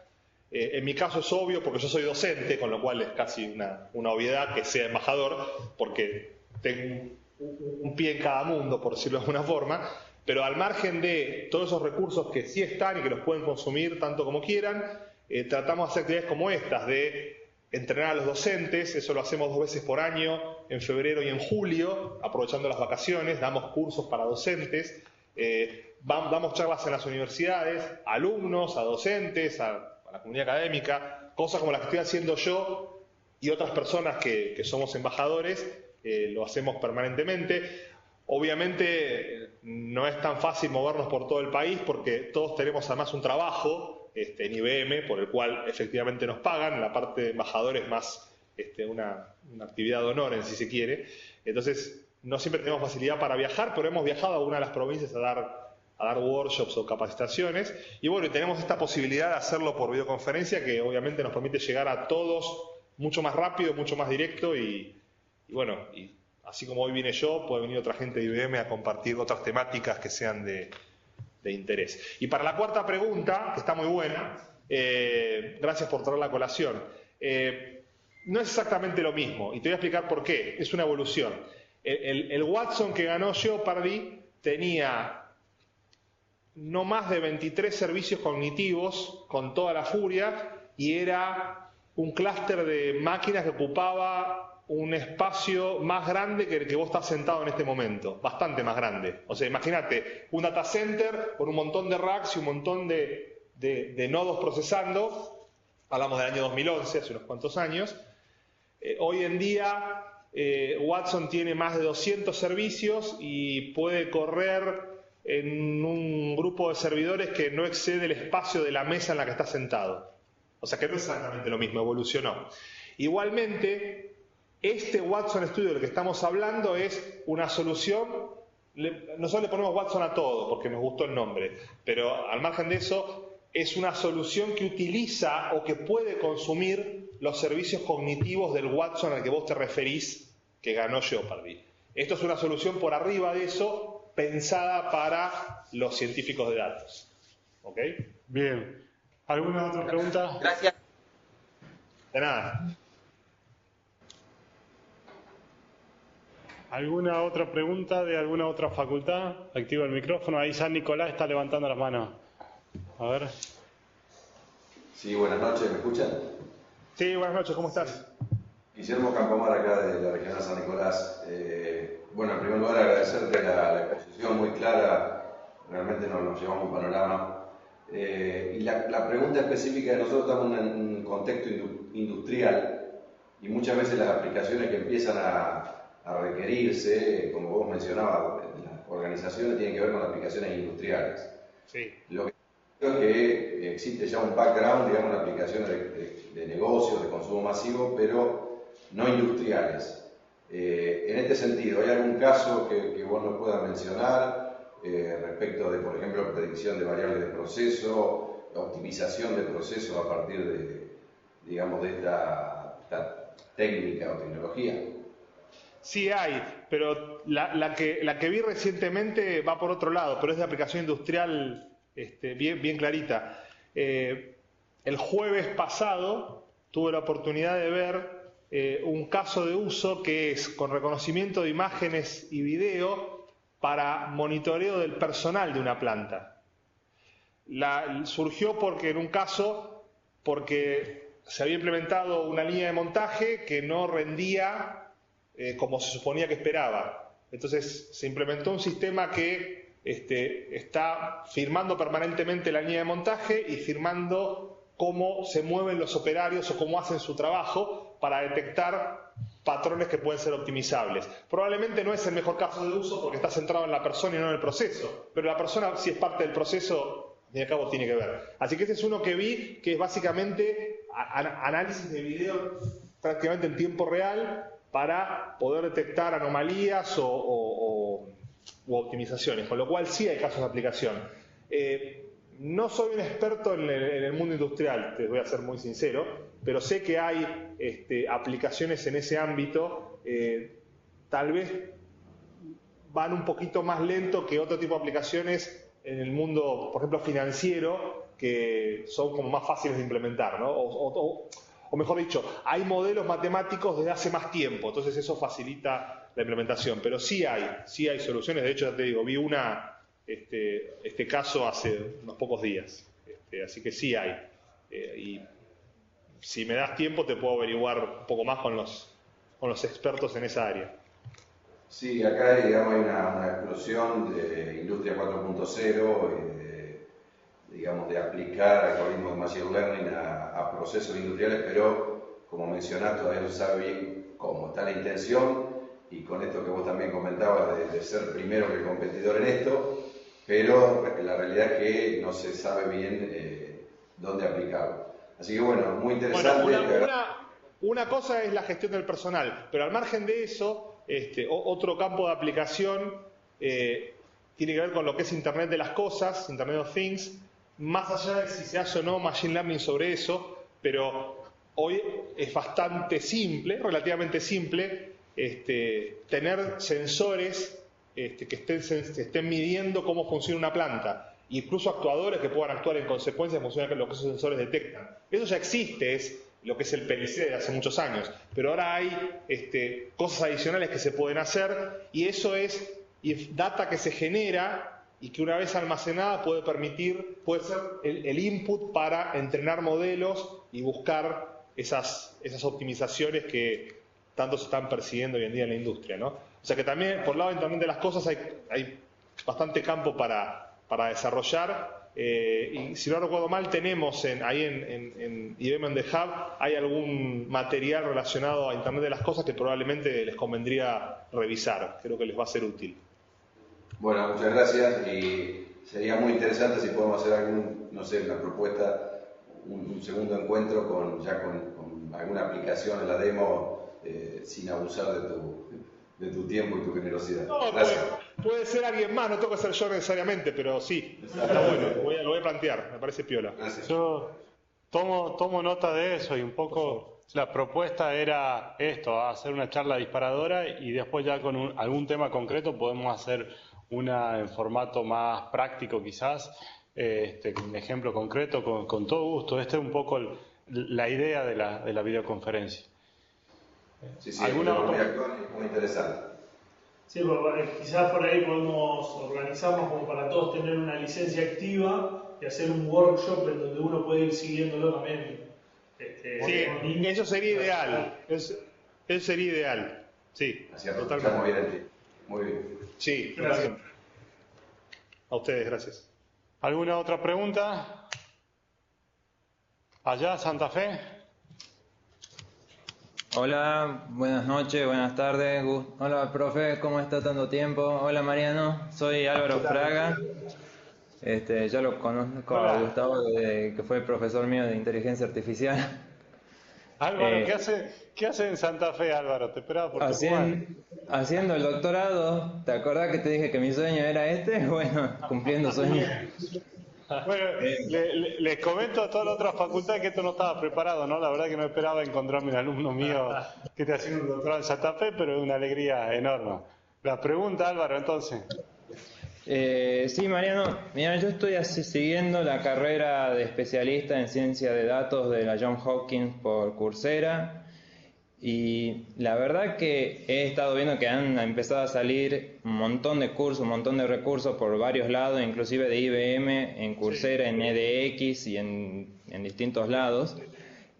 ¿Cuándo uno puede decirse científico de datos, porque al final salen tantas certificaciones, tantas especializaciones, y hay tanto material, porque por ejemplo también estoy siguiendo los cursos de Data Camp, y de ahí tengo el certificado de carrera de programador en R y de Machine Learning, pero nunca terminás. Bueno, te voy a responder con lo que me dijo un científico de datos, porque yo no me puedo autodenominar científico de datos. Tengo conocimiento en ciencia de datos, que es una cosa diferente, pero en realidad mi área primaria de desarrollo es Big Data. Pero tuve la posibilidad de estar en junio de este año en un workshop de ciencia de datos en Estados Unidos, en Boston. Conocí a un científico de datos, una persona, un colega de IBM, un tipo un poco más grande que yo, con mucha experiencia en esto. Y lo que él decía es que, a ver, para ser científico de datos hay que conocer esas cosas que planteamos, ¿no? Matemática, programación, capacidad de comunicar y visualizar, y el dominio específico de un tema determinado. No necesariamente hay que ser, te lo traduzco, lo dijo de otra manera en inglés, pero no hay que ser Maradona en cada uno de esos puntos, porque eso sería, o Messi, porque sería muy difícil, pero sí conocerlos. Lo que él decía es que la diferencia, porque la parte de matemática se adquiere estudiando, la parte de informática, programación se adquiere estudiando, practicando. La parte de visualización y comunicación también se adquiere en base a estudio, pero la cuarta pata, que tiene que ver con el conocimiento específico de un área de negocio y o de un área académica o de interés para una organización, sea cual fuere, gubernamental, no gubernamental, con o sin fines de lucro, etcétera, esa parte es la más difícil, porque esa requiere tiempo y experiencia. Y como decía Bonavena, el boxeador, la experiencia es un peine que te da la vida cuando te quedás pelado. Entonces no tengo buenas noticias para darte. No sé cuándo te podés autodenominar científico de datos. Yo creo que es un trabajo, es un proceso permanente, porque la ciencia de datos se aplica a un ámbito específico, y para ser científico de datos en ese ámbito específico tenés que conocer ese ámbito específico, y eso lleva tiempo. Entonces, la mejor respuesta que te puedo dar es: formate y prepárate para tener esas tres patas que son imprescindibles, y la otra la vas a tener que desarrollar en un campo específico en algún momento determinado, y ahí vas a poder llamar científico de datos para ese campo específico. Es así de difícil la cosa. Por eso dicen que el científico de datos es un unicornio, porque es muy difícil encontrar a alguien que tenga realmente toda esa cantidad de conocimiento junto en una sola persona. Por eso en la práctica se arman áreas de ciencia de datos y se hacen equipos multidisciplinarios.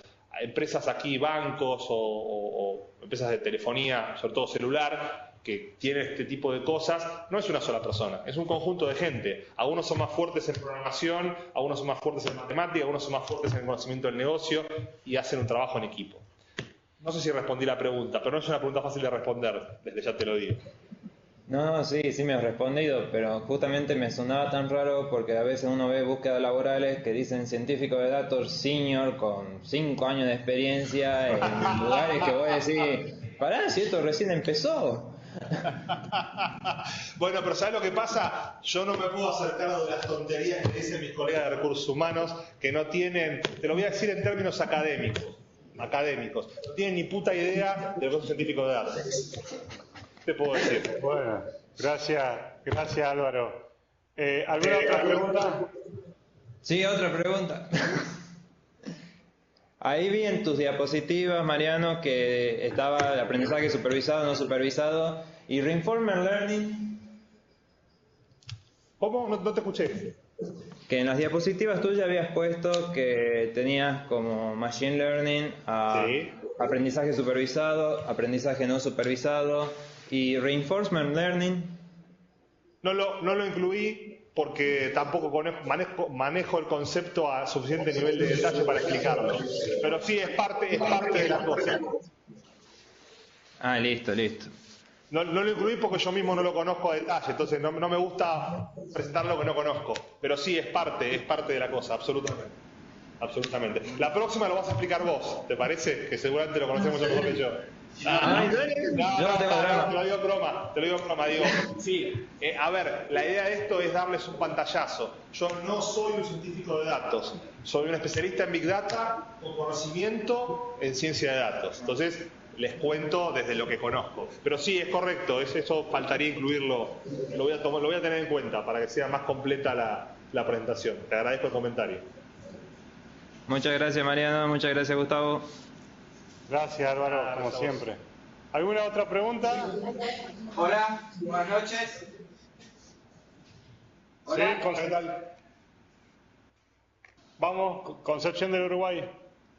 Sí, ¿qué tal? Buenas noches. Primero que todo, gracias por la charla. Muy interesante. Particularmente desconocía lo de la iniciativa académica de IBM, a pesar de que soy hace un par de años docente de la facultad y investigador también. Así me parece una muy buena iniciativa. Muchas gracias. Hace un par de días, la semana pasada, estuve en un evento IBM de Cloud y me quedé con un par de preguntas en una charla similar que dieron. Así que voy a aprovechar ahora. Dale. Lo de Knowledge Catalog vendría a ser una especie para armar una especie de data lake, ¿puede ser? La otra es... Ok, dale. Si Dale. yo quisiera conectarme, por ejemplo, a una base de datos transaccional, a un Informix, por ejemplo, Watson Studio me da la posibilidad de armar toda la tabla o el dataset final que yo preciso para luego entrenar el modelo, o lo tengo que armar aparte y después pasarlo a Watson Studio. Ok, muy buenas preguntas. El Knowledge Catalog no es para armar el Data Lake propiamente dicho, es para gobernar el Data Lake, para nivelar a todos. Un Data Lake es usualmente un conjunto de datos no estructurados, típicamente soportados en uno o más clúster de Hadoop. De hecho, yo tengo una visión personal un poco más amplia, lo que es un data lake. Para mí no es solamente sobre Hadoop, y también otras fuentes de datos. Pero al final del día es una vista lógica de un conjunto de repositorios que me dan esos datos que yo necesito para después entrenar, por ejemplo, a un modelo de Machine Learning. Entonces, Governance Catalog no te arma el data lake. Governance Catalog te permite entenderlo y gobernarlo. Porque ¿qué es lo que pasa? En las organizaciones, y se sorprenderían ustedes porque lo he visto en más de una oportunidad, aún en bancos que son entidades altamente reguladas y que están obligadas a tener documentación, nos hemos encontrado que hay datos, hay sistemas, hay fuentes de datos dentro de la organización de las cuales no hay documentación o no hay detalle de qué son esos datos, qué significan, por qué están de esa manera y no de otra. Se sorprenderían con lo que uno encuentra. Además de que hay muchas veces un mismo dato en varios sistemas diferentes y muchas veces no coincide, o sea, no hay una sola versión de la verdad. A lo que apunta el Governance Catalog es a poder ordenar toda esa cuestión, poder etiquetar, documentar y controlar, gobernar esas estructuras de datos. Pero no es el data lake propiamente dicho, sino es una herramienta para gobernarlo. ¿Se entiende la diferencia? Al final del día, el Governance Catalog es un catálogo que dice: cuando yo quiero buscar el número de cliente, lo tengo que buscar de este sistema, significa esto, tiene tal y cual posible valor, etcétera. Eso es un catálogo que el sistema de datos puede usar para entender los datos. Y eso es independiente del soporte de datos que esté usando, sea un data lake o sea otra cosa. Yendo a la siguiente pregunta, vos podés tomar con Watson Studio una tabla de Informix sin ningún problema. Informix es un motor de datos relacional de IBM, lo adquirió hace unos años y es uno de los conectores que están disponibles, y lo podés trabajar y modificar. Lo que pasa es que cuando ya lo metés adentro del Watson Studio, lo va a persistir en otro lado. El paso intermedio lo va a persistir en un object storage porque está armada así la solución. O sea, puede tomar los datos de Informix y procesarlos y depurarlos o prepararlos adentro de Watson Studio, o puedes prepararlos por afuera y simplemente ya exponerlos listos para ser utilizados por el modelo. Las dos formas son posibles. El conector te permite llegar a Informix y a DB2 y a Oracle y a SQL Server y a todas las datos relacionales, incluso las open source, para poder sacar esos datos e ingestarlos, llevártelos a Watson Studio para poder consumirlos. No sé si respondí las dos preguntas.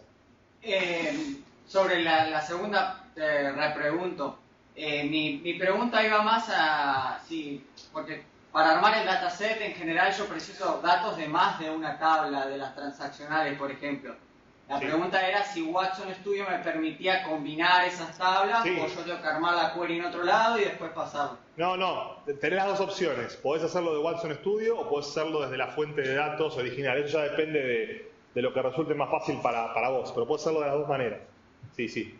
Podés combinar y armar un set que sea, digamos, un join de varias tablas, por ejemplo. Se puede hacer eso. ¿Y hay alguna solución dentro del cloud de IBM para armar data lake? ¿Para soportar un data lake? Sí, tenemos, antes teníamos una distribución propia de Hadoop que se llamaba IBM Insight, que de hecho está entre las posibles fuentes de datos. Esa era nuestra oferta inicial, pero el año pasado hicimos un acuerdo con Hortonworks. Hay básicamente dos grandes distribuciones de Hadoop comerciales en el mercado. Cloudera y Hortonworks. IBM hizo acuerdo con Hortonworks porque es una versión más estándar del Hadoop, por decirlo de alguna forma, y lo que hacemos es, digamos, hacemos OEM, o sea, revendemos o redesplegamos la distribución de Hortonworks, con lo cual sí, hay en la nube de IBM la posibilidad de armar un data lake basado en Hadoop utilizando la distribución de Hortonworks. Lo que creo que no hay es una versión gratuita de eso, hasta donde tengo entendido, pero no estoy 100% seguro, tendría que chequearlo. Creo que la configuración menor tiene costo, por una cuestión de lo que es la infraestructura que se necesita para desplegar eso. ¿Ok? Pero sí existe. Excelente, muchas gracias. De nada. Ok, bueno, ¿alguna última pregunta? Sigamos cerrando. Ya tenés Sí, Adrián García de General Pacheco. ¿Cómo te va? Hola, Adrián. ¿Qué tal? Bueno, es una pregunta, yo soy más de la ingeniería mecánica, aunque esté en informática. Pero supónganse que trabajamos con algo de investigación y algunos docentes de una materia, por ejemplo, metalografía y tratamientos térmicos, utilizan imágenes de microscopio electrónico que hay que catalogar y para hacer un sistema medio con inteligencia artificial. Yo no te entendí bien el tema de que en Watson Studio, dijiste que la capa de abstracción, la superior, trabajabas con, creo que APIs para obtener imágenes o cómo cargarlas. Eso no entendí bien cómo hacemos el tema del proceso de las imágenes, de cómo se carga el sistema. Después lo de las bases y todo eso es otra cosa que ya entendí cómo se trabaja. El tema es, que diste como ejemplo con el gatito, algo similar. Sé que hay dos procesos, lo que vos dijiste, pero no entiendo bien el proceso de carga o cómo trabaja ese tema. Correcto. Es buena la pregunta. Porque en realidad lo que hace Watson Studio es consumir una de las APIs cognitivas de Watson. Recuerden que le ponemos Watson a todos. Si querés sacar la palabra, tenés el estudio como plataforma de trabajo del científico de datos y tenés el API de reconocimiento de imágenes que está disponible también en la web, en la cloud IBM. Lo que se hace el estudio es consumir esa API. Esa API es la que te hace la parte de reconocimiento de imágenes y te genera el patrón que vos necesitas para meter en el modelo. O sea, se consume una API ya disponible, que también se puede consumir por otros lados. Podría hacerte un código propio tuyo que lo haga, porque está disponible como una API. Pero básicamente no lo hace el estudio propiamente dicho, sino que lo hace consumiendo una API cognitiva de Watson. Esa es la forma. Desarrollo en Python o en R algo para reconocer la imagen y ponerlo dentro del... Podrías hacerlo también eso. También podrías hacer eso. Lo que pasa es que si ya tenés un API disponible, yo la consumiría, pero podrías hacerte la tuya si quisieras. Si fuera necesario, puedes hacerte la tuya también. Claro, hay que ver el nivel de dificultad que querés analizar en la imagen para ver cómo manejarlo. Totalmente. Lo bueno del Watson Studio es que te da opciones. Desde trabajar totalmente con cero código y todo ambiente visual, armando flujos para generar el modelo, eso es lo que hace el modeler, o directamente programando en R o en Python, que es lo que se puede hacer con el RStudio o con los Jupyter Notebooks. O sea, tenés opciones, depende de lo que necesites, es lo que podés utilizar. La verdad que en eso la herramienta es bastante potente porque te da muchas posibilidades. Si acá tenés las dos, podés consumir el API tal como está, o podés programar y consumir el API y hacer algo más sobre eso, o directamente hacerlo de cero. Tenés todas las opciones. Está bien, te digo el caso porque acá hay un investigador que se tuvo que armar un clúster de 12 máquinas para hacer un proceso y no sabía ni debe saber que existe Watson y todo este tema. Entonces, no, probablemente. Hablar con él para que se interiorice y ve si le sirve la herramienta o vemos cómo lo implementan. Bueno, muchas gracias. Buenísimo. De nada. Gracias, Adrián. Bueno, una última pregunta. Estamos. Bueno, muchas gracias a todos por la participación. Vamos a seguir con este ciclo de conferencias, una vez a la semana, una vez cada 2 semanas. ¿Sí? Yo ya tomé nota de preparar quizás para el mes que viene algún taller práctico, ver con la gente de IBM a ver cómo podemos continuar. ¿Sí? Y ahora que estamos terminando esta, también comentarles que la gente de National Instrument el próximo miércoles 5 de septiembre nos va a dar una videoconferencia más o menos de 1 hora para presentarnos la herramienta LabVIEW, que es una herramienta que ha adquirido la universidad. Y la idea sería potenciar su uso. Así que bueno, ya le va a llegar la difusión y vamos a tratar de tener en lo que resta del año continuidad sobre este tipo de actividad de capacitación. Muchas gracias a todos por la participación y terminamos. Hasta luego. Muchas gracias, gente. Les agradezco la participación. Gracias.